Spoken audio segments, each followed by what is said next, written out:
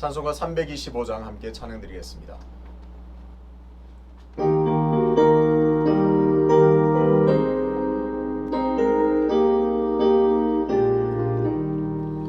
예수가 함께 계시니 시험이 오나 겁없네. 기쁨의 근원 되시는 예수를 위해 삽시다. 날마다 주를 섬기며 언제나 주를 기리고 그 사랑 안에 살면서 딴 길로 가지 맙시다.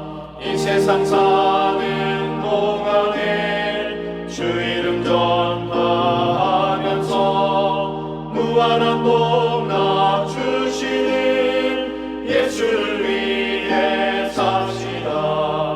날마다 주를 섬기며 언제나 주를 기리고 그 사랑 안에 살면서 딴 길로 가지 맙시다.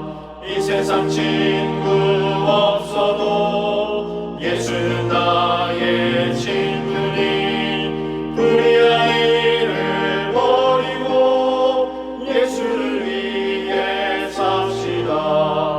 날마다 주를 섬기며 언제나 주를 기리고 그 사랑 안에 살면서 딴 길로 가지 맙시다.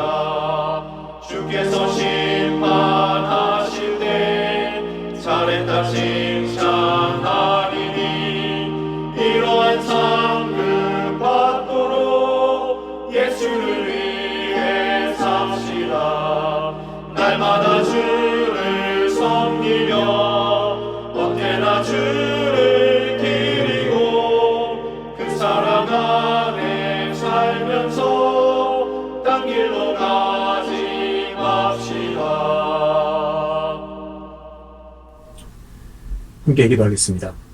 아버지 하나님, 은혜와 삶을 감사합니다. 이 새벽에도 우리를 여전히 잊지 않으시고 우리를 불러주셔서 하나님의 품 안에 있게 하심을 감사합니다. 오늘도 주님 내게 주신 그 은혜와 놀라운 은총을 기억하면서 감사함으로 하나님을 기쁘시게 하는 삶이 되게 하여 주옵소서. 아버지 하나님, 연일 무더운 날씨 속에서 살아가고 있습니다. 무더운 여름을 보냅니다. 우리 믿음의 선배들은 정말 이 무더운 여름에 기도로 불태웠고 산으로 둘러다니면서 부르짖기에 힘썼습니다. 하나님, 우리의 기도의 모습을 돌아보게 하여 주셔서 하나님께 여전한 뜨거운 열정으로 기도하게 하시고 포기하지 않고 낙심하지 않고 마땅히 구할 바를 하나님 앞에 담대히 구하는 성도의 삶이 되게 도와 주옵소서. 그래서 매일매일의 삶이 기도하는 기쁨으로 살아가게 하시고 기도 응답의 놀라운 은총을 경험하는 복된 삶으로 살아가게 도와 주옵소서.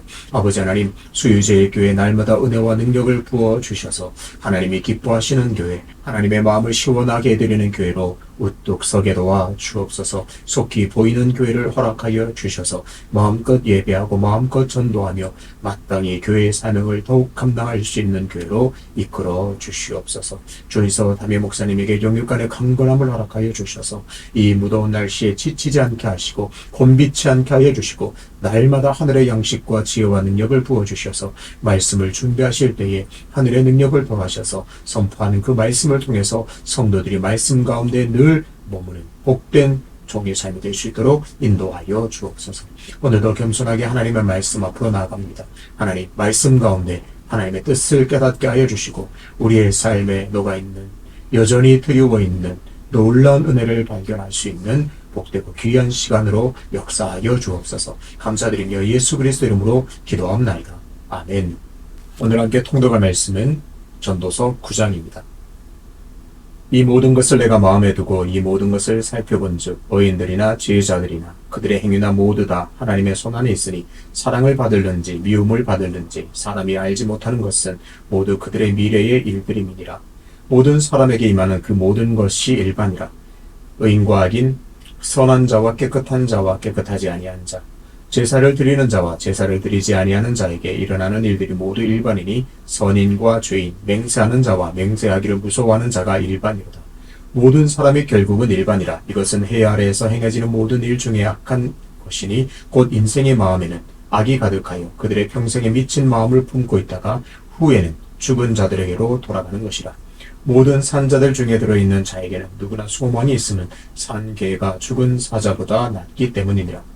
산자들은 죽을 줄을 알되 죽은 자들은 아무것도 모르며 그들이 다시는 상을 받지 못하는 것은 그들의 이름이 잊어버린 바 됨이니라. 그들의 사랑과 미움과 시기도 없어진 지 오래이니 해 아래에서 행하는 모든 일 중에서 그들에게 돌아갈 몫은 영원히 없느니라. 너는 가서 기쁨으로 내 음식물을 먹고 즐거운 마음으로 내 포도주를 마실지어다. 이는 하나님이 내가 하는 일들을 벌써 기쁘게 받으셨음이니라. 내 의복을 항상 희게 하며 내 머리에 향기름을 그치지 아니하도록 할지니라. 내 헛된 평생의 모든 날 곧 하나님이 해 아래에서 내게 주신 모든 헛된 날에 내가 사랑하는 아내와 함께 즐겁게 살지어다. 그것이 내가 평생의 해 아래에서 수고하고 얻은 내 몫이니라. 내 손이 이를 얻는 대로 힘을 다하여 할지어다. 내가 장차 들어갈 스올에는 일도 없고 계획도 없고 지식도 없고 지혜도 없음이니라.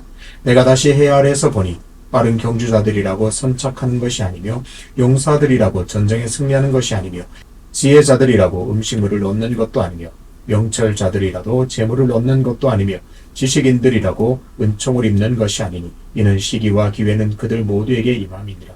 분명히 사람은 자기의 시기도 알지 못하나니 물고기들이 재난의 그물에 걸리고 새들이 올무에 걸림 같이 인생들도 재앙의 날이 그들에게 호련히 임하면 거기에 걸리느니라.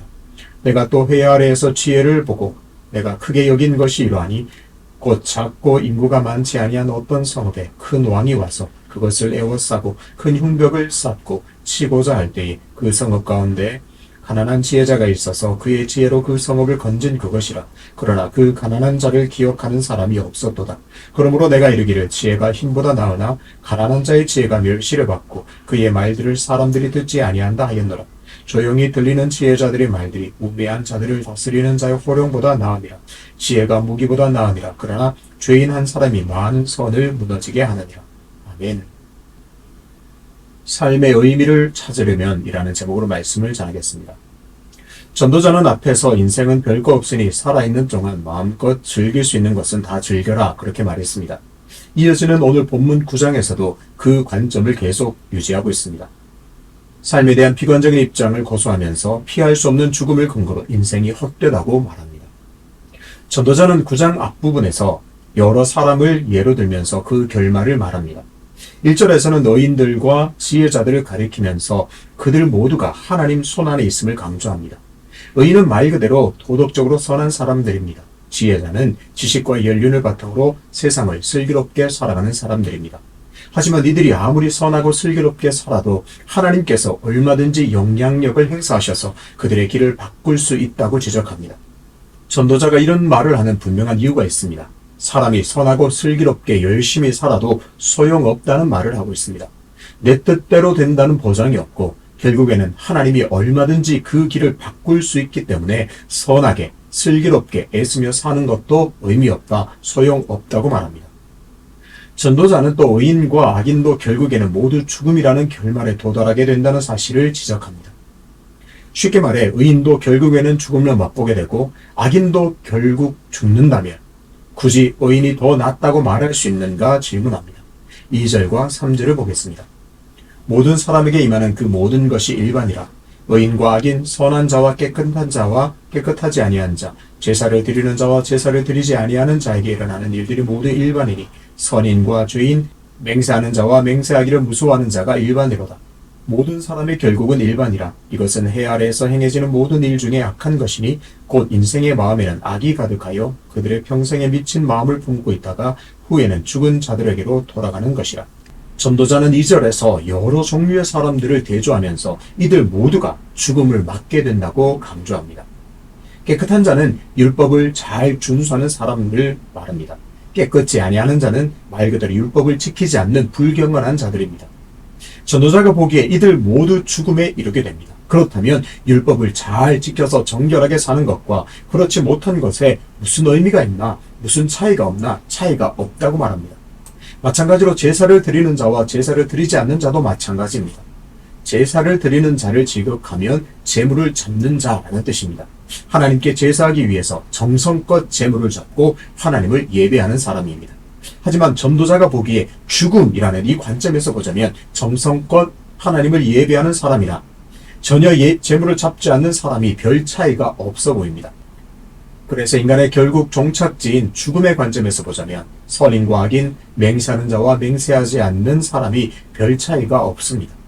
맹세하기를 무서워하는 자는 말 그대로 하나님을 경외하는 사람입니다. 함부로 맹세하지 않고 하나님의 율법을 준행하면서 하나님의 뜻대로 살려고 몸부림치는 사람입니다.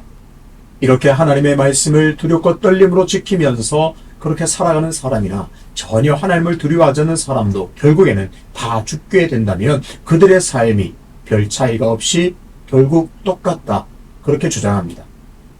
전도자의 생각은 매우 확고합니다. 죽음은 그 무엇보다도 강해서 세상에서 일어나는 모든 것을 허무하게 만들어버립니다. 의인과 악인, 선인과 죄인, 제사를 드리는 사람과 제사를 드리지 않는 사람, 아무리 많은 사람들을 대조하고 비교해도 결국에는 다 죽음에 이르게 됩니다. 이렇게 결국 모두 죽음에 이르게 된다면 이 땅에서 어떻게 사느냐는 크게 중요하지 않다고 비관적으로 말하고 있습니다. 그렇다면 전도자가 보기에 의인과 악인, 선인과 죄인이 정말 똑같을까요? 그렇지는 않습니다. 비록 죽음이 모든 것을 허무하게 만들지만 그래도 이 땅에 살아있는 것이, 이 땅에서 살아가는 것이 죽음보다는 조금은 낫다고 말합니다. 4절을 보겠습니다. 모든 산 자들 중에 들어있는 자들에게는 누구나 소망이 있으면 산 개가 죽은 사자보다 낫기 때문이며, 죽음은 너무나 강력해서 이 땅에서의 모든 삶을 허무하게 만들어버리지만 그래도 삶이 죽음보다 조금은 낫다고 말합니다. 고대 이스라엘에서 사자는 감탄을 일으키는 짐승이었습니다. 경이롭고 감탄을 자아내는 그런 놀라운 동물이었습니다. 그에 비해 개는 경멸의 상징이었습니다. 그렇게 본다면 삶을 상당히 비하하고 있습니다. 삶이 낫다고는 하지만 그 삶도 상당히 비하하고 있습니다. 전도자는 죽음의 관점에서 보니까 삶도 별로 의미가 없지만 그래도 삶이 조금은, 죽음보다는 조금은 낫다고 말합니다. 죽은 사자처럼 아무리 영화롭게 죽는다고 해도 의미를 찾지 못합니다. 아무리 경멸을 당해도 이 땅에서 살아가는 개가 그보다는 조금은 낫다고 말합니다. 어떤가요? 전도자가 보기에 인생은 다 죽음에 이르게 됩니다. 그 죽음의 관점에서 보자니 의롭게 사는 것이나 죄인으로 사는 것, 선하게 사는 것이나 죄인으로 사는 것이 의미가 없고 별 차이가 없다고 말합니다. 죽음이라고 하는 이 강력한 허무의 힘 앞에서 이 땅에서 살아가는 삶이 겨우 조금 낫다고 말하고 있습니다. 과연 전도자의 말이 다 맞을까요? 전도자에게는 아주 중요한 진리 하나가 빠져 있습니다. 바로 영생에 대한 관점이 빠져 있습니다.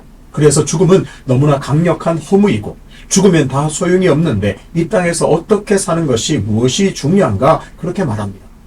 바울은 고린도 교회 성도들에게 이렇게 말하고 있습니다. 고린도전서 15장 19절입니다. 만일 그리스도 안에서 우리가 바라는 것이 다만 이 세상의 삶뿐이면 모든 사람 가운데 우리가 더욱 불쌍한 자이리라. 바울은 고린도 교회 성도들에게 그리스도의 부활의 진리를 말하면서 이 땅에서 믿음을 지키고 말씀대로 경건하게 살 것을 권면합니다. 말 그대로 만약 영생이 없다면, 죽음 후에 부활이 없다면 성도들은 가장 불쌍한 사람이라고 강력하게 말합니다. 믿음의 삶이 어떤가요? 경건하게 살려고 몸부림치고 절제하면서 죄와 멀리하라고 모든 향락과 재미난 것을 때로는 거절하면서 경건하게 살려고 몸부림치는데 만약 영생이 없다면, 부활이 없다면 그렇게 사는 성도의 삶이 가장 불쌍하지 않은가, 그렇게 말합니다. 무슨 말인가요? 죽음이 모든 것의 끝이 아니라 죽음 후에 영생이 있음을 분명하게 알려주고 있습니다. 죽음 후에 부활하여 영생이 있다는 이 진리는 그 자체로 허무함을 깨뜨려버리게 됩니다. 그러면서 바울은 고린도전서 15장 끝절에서 이렇게 권면합니다. 그러므로 내 사랑하는 형제들아, 견실하며 흔들리지 말고 항상 주의 일에 더욱 힘쓰는 자들이 되라. 이는 너희 수고가 주 안에서 헛되지 않은 줄 알미라. 이 땅에서 믿음으로 살고 주를 위해 수고하는 것은 결코 헛되지 않다고 말합니다. 바로 부활이 있고 영생이 있기 때문에 이 땅에서 믿음으로 정말 철저한 믿음으로 의미 있는 삶을 살라 권면합니다. 오늘 전도자는 인생의 결말인 죽음의 위력을 너무나 잘 알고 있는 사람입니다. 그리고 그 죽음이 주는 강력한 허무함을 경험한 사람입니다. 그래서 그 죽음의 관점에서 모든 것이 의미가 없다, 헛되다 말합니다. 하지만 전도자가 놓친 것이 있습니다. 바로 죽음은 끝이 아니라 영생이 있음을 알지 못했습니다. 죽음만 생각했지 영생을 알지 못했습니다. 영생이 없다면 전도자의 말이 모두 맞을지도 모릅니다. 결국 모든 것이 허무하고 모든 것은 의미가 없습니다. 하지만 부활과 영생의 관점에서 본다면 이 땅에서 살아가는 모든 순간이 의미가 있습니다. 사람에게 죽는 것이 정해진 일이지만 그 후에는 심판이 있기 때문입니다. 하나님께서 이 땅에서 우리의 삶을 보시고 그 인생의 모든 삶을 통해서 우리에게 상을 주시고 우리에게 칭찬하심을 우리는 분명히 믿어야 합니다. 전도자가 느낀 이 무겁고 강력한 허무함은 누구나 빠지기 쉬운 강력한 힘이 있습니다. 이 땅의 믿음으로 살아가는 성도라 할지라도 이 허무함에 빠진다면 헤어나오기가 힘듭니다. 그 어떤 것에도 의미를 찾지 못합니다. 하지만 성도에게는 예수 그리스도의 십자가의 대속으로 말미암아 생명이 주어졌음을 우리는 늘 붙들고 살아가야 합니다. 내 안에는 예수 그리스도의 핏값으로 그 예수 그리스도의 대속의 죽음으로 우리에게 주어진 내가 받은 생명, 그 생명이 있음을 우리는 잊지 않아야 합니다. 예수 그리스도 말미암은 그 생명은 그 자체로 영원한 것입니다. 그래서 아들이 있는 자에는 영생이 있다, 그렇게 말하고 있습니다. 여러분 안에 예수 그리스도가 살아 계십니까? 그렇다면 예수 안에 있는 영원한 생명도 여러분에게 있음을, 나에게 있음을 잊어서는 안 됩니다. 이 영원한 생명을 부여받은 한 사람의 성도로서 죽음에서 비롯된 강력한 허무함을 날마다 이겨내고 떨쳐내고 하나님을 기쁘시게 하는 삶의 순간을 의미 있게 살아내시기를 주님의 이름으로 축복합니다. 아버지 하나님, 때로는 인생이 힘들고 고달파서, 때로는 인생의 벽 같은 절망 가운데서 우리는 쉽게 허무함을 느낍니다. 내가 이런저런 하는 것이 무슨 소용이 있는가? 무슨 의미가 있는가? 허무하다. 다 포기하고 싶다 생각될 때가 있습니다. 그러나 아버지 하나님, 예수 그리스도께서 십자가에서 대속의 죽음으로 우리에게 부여하신 그 놀라운 생명을 부여잡기를 결단하오니 은혜를 허락하여 주옵소서. 예수 그리스도가 있는 자에게는 생명이 있고 생명이 있는 자에게 영생이 있음을 깨닫게 하여 주셔서 이 땅에서 비록 척박하고 외롭고 고단하고 힘든 삶을 걸어가지만 그 가운데 예수 그리스도께서 주시는 생명이 있음을 늘 부여잡고 부활이 있음도 기억하고 내게 영생이 있음을 기억함으로 모든 우리에게 주어진 삶을 의미있게 살아가는 복된 성도의 삶이 되게 인도하여 주옵소서. 연하여 주님 가르치신 기도로 기도하오니 하늘에 계신 우리 아버지, 아버지의 이름을 거룩하게 하시며 아버지의 나라가 오게 하시며 아버지의 뜻이 하늘에서와 같이 땅에서도 이루어지게 하소서. 오늘 우리에게 일용할 양식을 주시고 우리가 우리에게 잘못한 사람을 용서해 준 것 같이 우리 죄를 용서하여 주시고 우리를 시험에 빠지지 않게 하시고 악에서 구하소서. 나라와 권능과 영광이 영원히 아버지의 것입니다. 아멘.